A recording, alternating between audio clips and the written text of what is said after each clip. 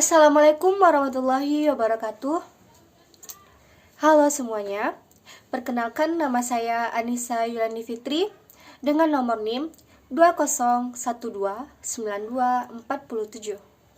Saya mahasiswi Universitas Negeri Padang dan kampus saya berada di Bukit Tinggi Belakang Balok. Saya seksi 20 BKT 07. Pada kesempatan kali ini saya mendapatkan ujian akhir semester Bahasa Indonesia, yaitu tentang menerangkan materi yang paling dikuasai dari materi nomor 10 sampai materi 16. Dan saya memilih materi ke-10 yang akan saya bahas pada kesempatan kali ini, yaitu tentang karangan ilmiah.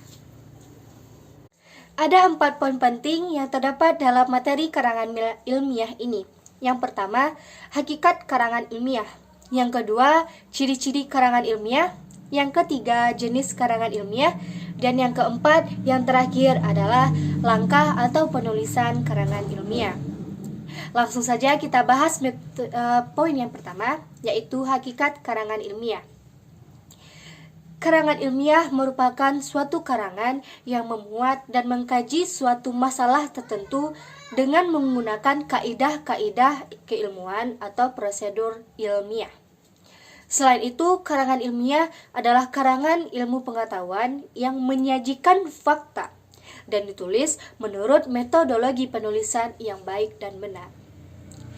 Karangan ilmiah haruslah ditulis dengan pikiran yang jujur, data yang akurat, dan logika yang benar. Dari pengertian-pengertian karangan ilmiah tersebut yang saya bicarakan, berarti karangan ilmiah itu adalah suatu masalah yang benar-benar terjadi, bukan yang dibuat-buat atau disebut dengan hoax. Jadi karangan ilmiah itu haruslah kita buat dengan sungguh-sungguh dan tidak melupakan penulisan yang benar dan data yang akurat. Dan yang terpenting adalah karangan ilmiah itu harus ditulis dengan kejujuran, bukan dibuat-buat atau ditambah-tambahkan atau dikurang-kurangi agar karangan ilmiah tersebut lebih bagus. Tapi karangan ilmiah itu haruslah kita buat dengan data yang sebenar-benarnya terjadi. Baiklah, yang kedua yaitu ciri-ciri karangan ilmiah. Tidaklah dikatakan karangan tersebut ilmiah kalau tidak mempunyai ciri-ciri ini. Yang pertama, sifat keilmuan. Yang kedua, objektif. Yang ketiga, netral. Yang keempat, sistematis. Yang kelima, logis. Yang keenam, menyajikan fakta. Yang pertama, sifat keilmuan. Sifat keilmuan ini adalah pembeda yang utama antara karangan ilmiah dengan karangan non-ilmiah. Berarti data tersebut berisikan fakta yang sebenarnya terjadi dan fakta tersebut dapat dibuktikan. Yang kedua, objektif. Objektif berarti suatu data tersebut ditulis apa sebenarnya yang terjadi, tidak dibuat-buat, tidak dimanipulasi, tidak pula direkayasa. Yang ketiga, netral. Netral berarti kita terbebas dari kepentingan-kepentingan tertentu, baik kepentingan pribadi ataupun kepentingan kelompok. Yang keempat, sistematis.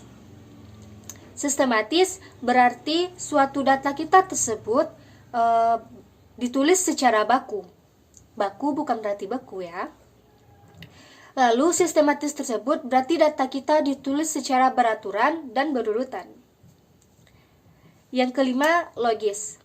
Logis itu pola pemikiran kita membuat data tersebut. Berarti kalau kita ingin mengungkapkan kebenaran atau fakta, kita gunakan pola induktif.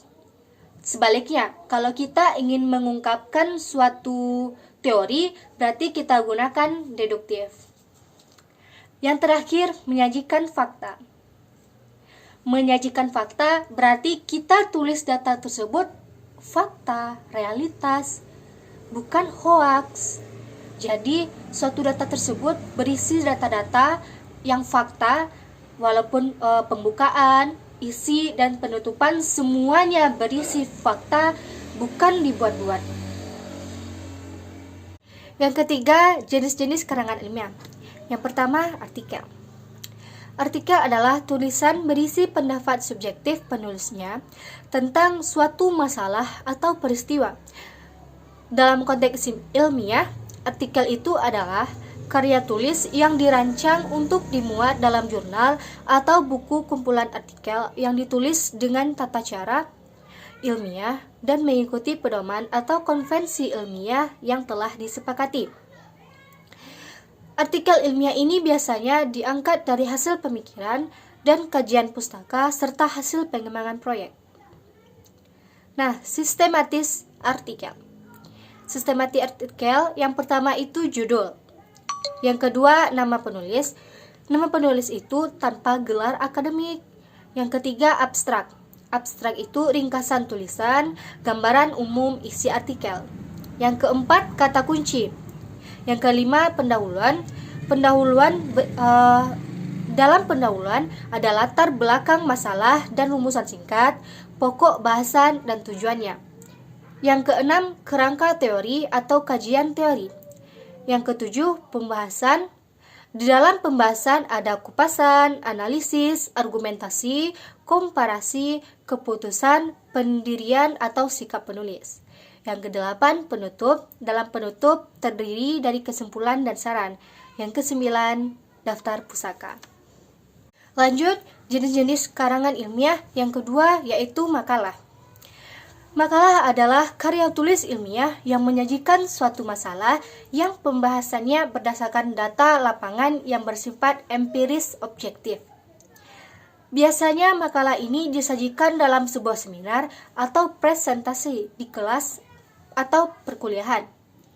Sistematika dari makalah yang pertama pendahuluan, yang kedua pembahasan, dan yang ketiga sistematis. Yang ketiga skripsi. Skripsi adalah karya tulis ilmiah mahasiswa untuk menyelesaikan jenjang studi S1 atau sarjana. Skripsi berisi tulisan sistematis yang mengemukakan pendapat penulis berdasarkan pendapat atau teori orang lain. Pendapat yang diajukan harus didukung oleh data dan fakta empiris objektif, baik berdasarkan penelitian langsung atau berupa lapangan. Selanjutnya jenis-jenis karya ilmiah yaitu tesis. Tesis adalah karya tulis mahasiswa untuk menyelesaikan jenjang studi S2 yang sifatnya mendalam dibandingkan dengan skripsi. Tesis mengungkapkan pengetahuan baru yang diperoleh dari penelitian sendiri. Selanjutnya, disertasi. Kalau disertasi berbeda dengan yang tadi. Kalau disertasi adalah tugas ilmiah, yaitu menyelesaikan jenjang studi S3, yaitu untuk menyelesaikan gelar doktor yang mengemukakan suatu dalil yang dapat dibuktikan oleh penulis berdasarkan data dan fakta yang valid dengan analisis yang terinci. Disertasi ini berisi tulisan penemuan sendiri yang berupa temuan orisinal. Selanjutnya, yang terakhir, surat pembaca. Surat pembaca adalah surat yang berisi kritikan dan tanggapan terhadap isi suatu karangan ilmiah. Poin yang terakhir yaitu langkah atau tahapan penyusunan karangan ilmiah. Langkah-langkahnya sebagai berikut. Yang pertama, menentukan tema atau topik penelitian. Yang kedua, membuat outline atau kerangka penelitian. Yang ketiga, mengumpulkan bahan. Yang keempat, survei lapangan. Yang kelima, menyusun hipotesis. Yang keenam, menyusun rancangan penelitian. Yang ketujuh, melaksanakan percobaan berdasarkan metode yang telah direncanakan. Yang kedelapan, melaksanakan pengamatan dan pengumpulan data. Yang kesembilan, menganalisis dan menginterpretasikan data. Dan yang kesepuluh, merumuskan kesimpulan dan teori. Alhamdulillah sudah diterangkan semuanya, yaitu tentang materi karangan ilmiah. Semoga bisa diambil kesimpulannya, dan mohon maaf atas segala kekurangan. Wabillahi taufiq wal hidayah. Assalamualaikum warahmatullahi wabarakatuh.